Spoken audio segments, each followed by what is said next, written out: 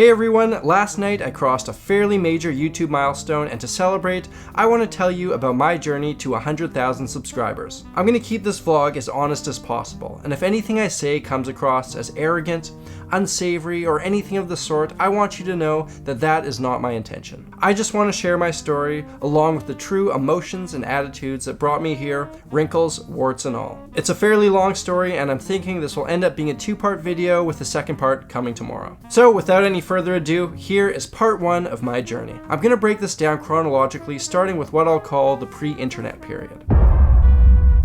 This was the time that I spent gathering the skills required to pursue my career. I'm not going to talk too much about this. I've covered a big chunk in another video, which you can check out over here. But there were two major events in my life that I can pinpoint as having a large impact on where I am now. Years before I ever picked up a guitar, I spent much of my youth involved in the great Canadian pastime, hockey. In grade 5, I got cut from the hockey team that I had previously played on with all my friends. It's a bit ridiculous, but I was absolutely devastated. I cried and I cried. I was angry, I was sad, emotions that I had never truly felt in my 11 years. My dad took me aside and told me that I had two options. I could mope around and hold a grudge, or I could work as hard as possible in order to make the team the next year. Worst case scenario, if I didn't make it again, I could at least take pride in the fact that I had tried my best. So I thought, why not? I'll give it a go.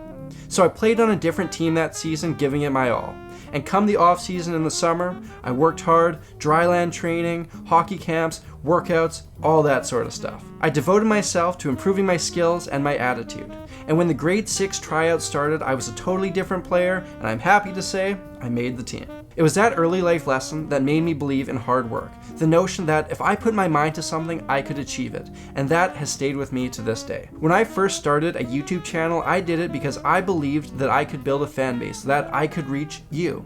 And I never doubted for 1 second that I could create unique videos that stood out. A lot of YouTubers say that they never anticipated the success that they attained. That was never the case for me. I had a plan and I was dead set on seeing it through. In fact, in my last year of college, I wrote a business proposal for my music marketing class detailing my plan to build a career via YouTube. Now, I want to mention something. Just because I anticipated and expected success doesn't mean that I don't fully appreciate it. I am forever grateful to each one of you for watching my videos and helping me achieve the things that I have. I've still got a long way to go in my journey, but I don't want you to ever think that I take you guys for granted. So this brings me to the next defining event in my life. When I first started college, I met a fellow like-minded musician, a drummer named Joel, who I've still stayed close to. We clicked instantly. One of our first conversations was about how we would transfer our musical education into a career. It was and still is a special friendship.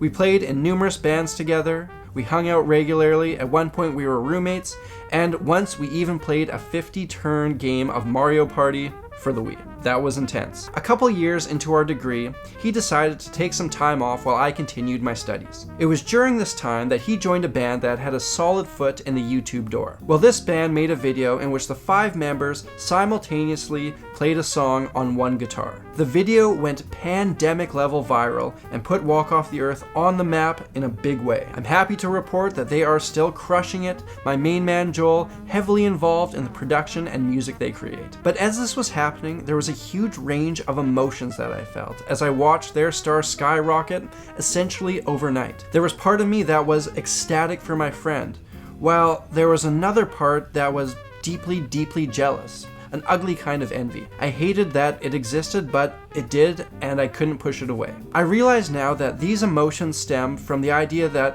my friend, my closest musical ally, was achieving all this success while I had none. Everything that I had wanted since I picked up a guitar at 13 years old, he was getting. I decided that I could let this animosity fester, eating away at me, or I could do something positive with it, turn it into motivation. And here's the thing, seeing firsthand the power of YouTube was inspiring. I began to think to myself, well, if they can do it, why can't I? So one day in the heat of the 5 people, 1 guitar viral fury, I was watching a news report on their video. I remember it vividly. The reporter said, wow, that was incredible. But you know what I'd really like to see? One person playing 5 guitars. To which I thought to myself, challenge accepted. So I made this video.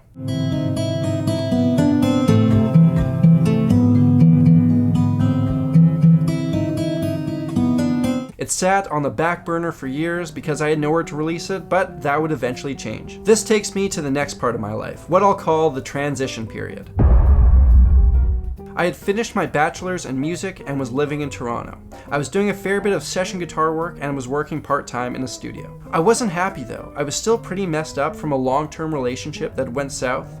I wasn't loving the direction of my career, and quite frankly, I had some self-confidence issues. See, I gotta be honest, I like the spotlight. I wanted to be a star. I wanted strangers to say nice things about me, but I didn't see my career going that direction, and I didn't have a plan to change it. I was thinking that I wanted to try my hand writing music down in Nashville, but even that wouldn't give me the attention that I so desperately craved. I was also a Canadian musician with very few notable successes, not the best recipe for getting that old American work visa. Sometime during this period, I get a call from an old friend back in my hometown of Winnipeg. He wanted to partner up and start a mainstream country band. This was the project that I needed to be part of. This was the thing that would lead me to my success. So I moved back home. The idea was that we would build a huge fan base in Canada, and when that eventually ran its course, I'd leverage that into a career writing down in Nashville. The plan to build a fan base, we were going to use the walk off the earth approach. Create insane, awesome, and unique YouTube videos until the industry wouldn't be able to ignore us. And then we would translate that success into tours, record deals, and all that fun and fancy stuff. Well, the best laid plans of mice and men often go awry.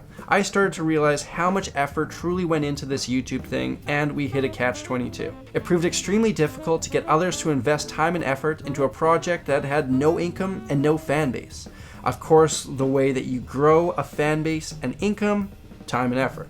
We pursued the band for about a year or so, gaining little to no traffic, hitting roadblock after roadblock. On July 7th, 2014, I took out some of my frustration on Instagram, seeking the only therapy that I've ever known, music. I played a little piece, posted it with a couple hashtags like #guitar, #music, and went to bed. When I woke up, a bunch of random people had liked my post. This was pretty cool, so I did it again the next day. More people liked my video, there were a bunch of really nice comments, and some new people were following me. Pretty cool. So I spent a month or so making these little guitar clips, and before long I had hundreds of people watching my videos. August 13th, 2014, I decided that I needed to change my Instagram handle from my real name to something a little more catchy. That day, Samuraiguitarist was born. For the next little bit, I posted more and more videos trying to up the creativity and quality every time. Before long, I had 1,000 or so followers. It's a small number, but I had never been part of something that had gained really any recognition before. This was fairly big for me. And keep in mind, this was in a time when Instagram only allowed 15-second video clips. Since the videos were just small snippets of songs, I kept seeing a recurring comment where people would ask me where they could find the full versions. It was time to dust off that old business proposal I made in my last year of college and start doing YouTube on my own. It was freeing being the only one involved in this project. My success was contingent on how much I put in. The only thing that could hold me back was myself. I released my first YouTube video October 9th, 2014.